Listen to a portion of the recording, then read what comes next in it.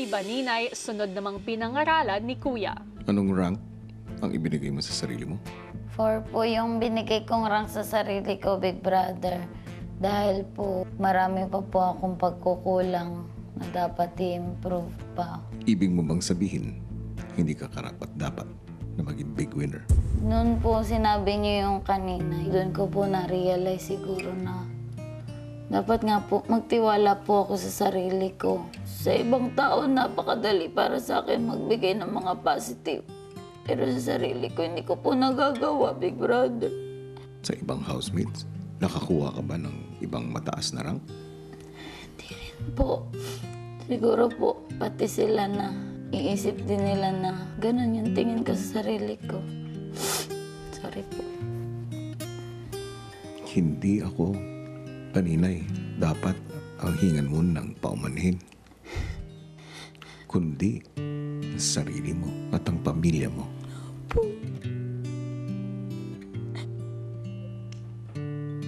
Hindi mo pinahalagahan ang swerte na dumating sa'yo. Hindi mo pinahalagahan ang tiwala ng iyong mga kaibigan, higit sa lahat, ang iyong pamilya.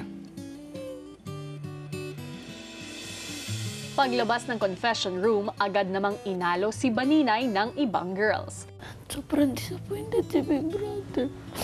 Nagta-tough love pa siya. Tough love. Baka ganun, di ba? You have to believe what you are by yourself, bukod sa mga sinasabi sa'yo. Sa confession room, si Jerome naman ang kausap ni Kuya. Anong rank ang ibinigay mo sa sarili mo? Pangatlo po, Kuya.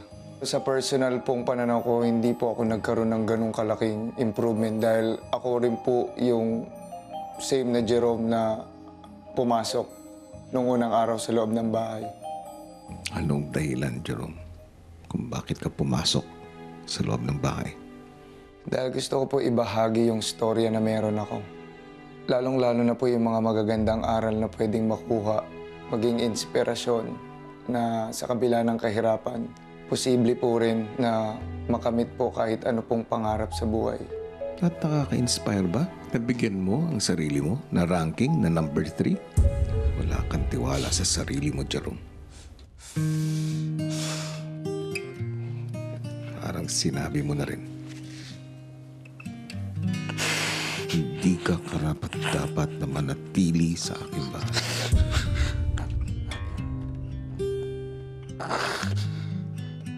Sa dami ng pinagdaanan mo, Jerome, dapat buo na ang tiwala mo sa sarili. Dapat taas noo mong masasabi sa sarili mo, sa ibang tao, na karapat-dapat ka sa anumang bagay because you have earned it, Jerome. Si Jerome, piniling sarilinin ang mga pangaral ni Kuya. Sunod namang kinausap ni Kuya, si Cora. Ano ang rason mo? Bakit mo binigyan ng rank number 2 sarili mo? I don't think anybody wants it more than me, but Kuya Jerome has more people dependent on him, family of 8 po siya, and after the fact, I see now kung bakit po siya mali. Bakit nga ba? Kahit gaano kahirap ang buhay nila, nobody deserves it more than me. That's why I'm here. Cora, di ko sinasabi na maging heartless ka, na hindi ka dapat maawa. Ang tanong kanina, Cora, ay kung sino ang pinakakarapat-dapat na manatili pa dito sa bahay ko. Isa sa mga katangian at tinitingnan kung sino ang pinakakarapat-dapat ay tiwala sa sarili. Tama po kayo sa sinabi niyo. At sobrang bilis po ako nagsisi. It didn't take long for me to realize mali. Paglabas, sinubukang ngumiti ni Cora. It's rough, man. I know. That's rough. There's no sugarcoating that. He's right. How can I cry when he's right? Huling kinausap ni Kuya si Will. Rinan ko yung sarili ko as number 3. Pinili ko si Tanner and Jerome ahead of me. I thought mas mahalaga sila sa mga tasks. I guess sila mas magaling sa strategy. Gaano kalaki ang tiwala mo sa sarili mo, Will? Gaano kalaki ang tiwala mo sa kung anong kaya mong gawin?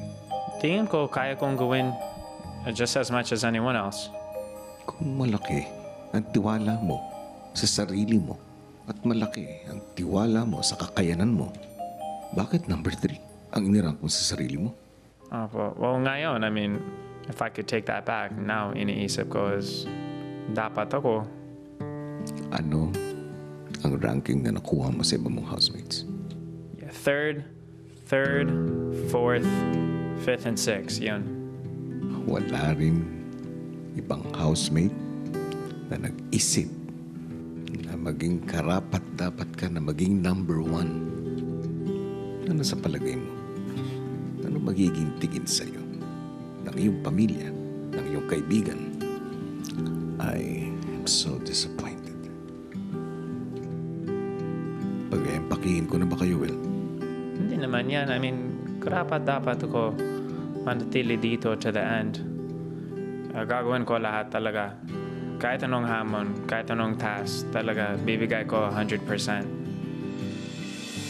Pagkatapos ng usapan, dumiretso ng kwarto si Will kung saan naghihintay ang ibang housemates. Kamusta ka, pare?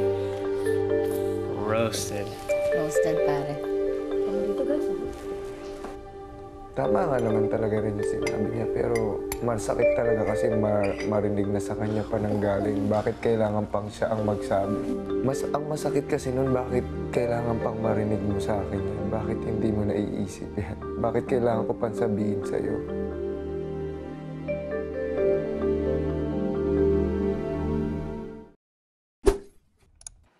Hey, kapamilya! Be updated with the Pinoy Big Brother housemates by clicking the subscribe button and watch all the latest videos by clicking the I button above.